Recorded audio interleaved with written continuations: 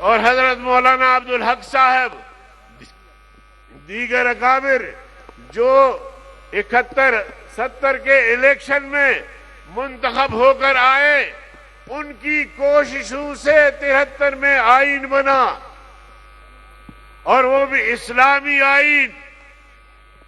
भुट्टो साहब सोशलिस्ट थे, सोशलिज्म का नारा लगा के वोट हासिल किया।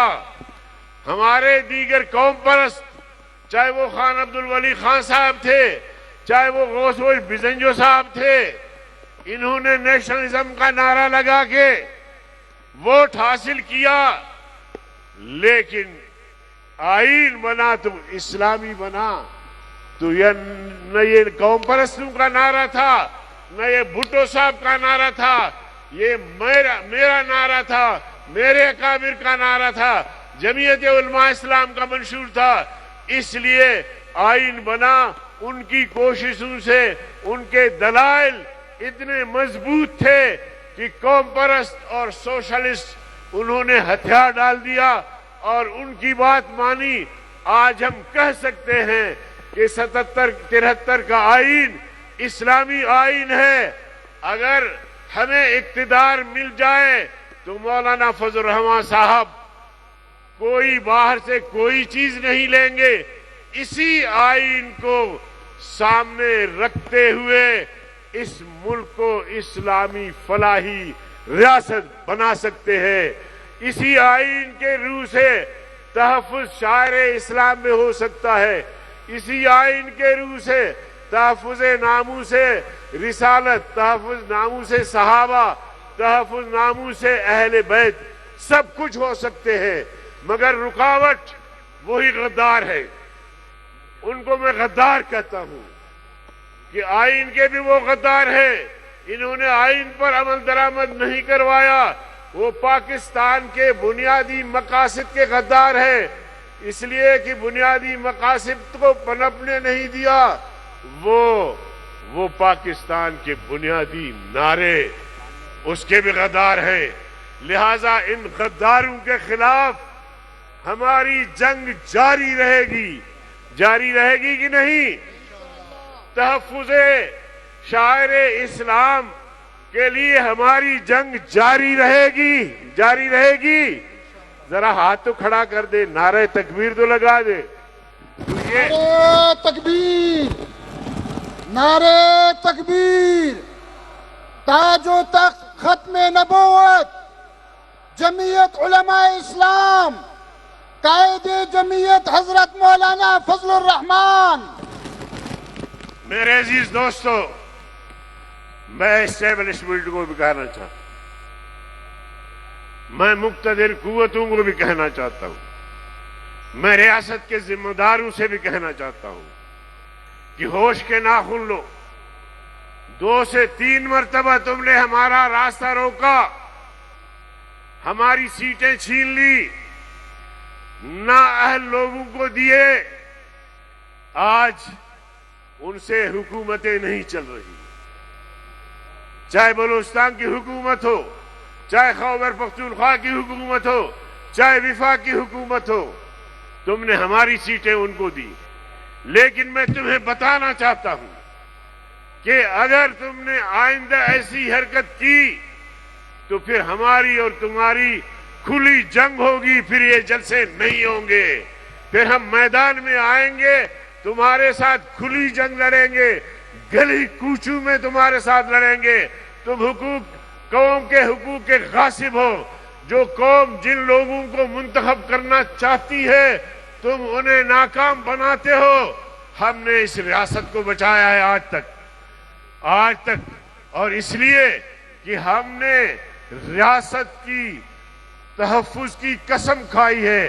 तुम मफादात की जंग लड़ते हो, हम रियासत की जोग्राफियाई हुदूद के भी मुहाफिज है, रियासत के नजरियाती हुदूद के भी मुहाफिज है। लिहाजा हम रियासत की भी जंग लड़ेंगे, रियासत के अवाम की भी जंग लड़ेंगे। और हालिया जंग में भी आपने देखा कि मेरे कायद ने सबसे पहले, फौज से भी पहले, तमाम जमातों से भी पहले, आर्मी से और हुकूमत से पहले सबसे पहले उन्होंने मोदी को ललकारा और उनकी ललकार पर कौम सीसा पिलाई हुई दीवार बनके फौज के पीछे खड़ी हो गई। और हमने ऐलान किया कि हमारे रजाकार बॉर्डर पे जाना चाहते हैं, वतन की दिफा करना चाहते हैं। तरीका तुम बताओ। हजारों हमारे रजाकार आबिद लाखों की क़यादत में इंशाअल्लाह बॉर्डर पे पहुंचेंगे, खून देंगे, खून लेंगे भारतीयों का। हर किस्म की वो महाज पर तैयार थे आने के लिए और जंग लड़ने के लिए।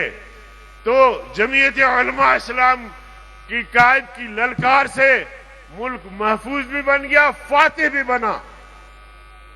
तुमने जंगें लड़ी हैं माजी ने, वो माजी कौम के सामने है, लेकिन इस जंग में जमीयत उलमा इस्लाम की ललकार पर पूरी कौम ने साथ दिया।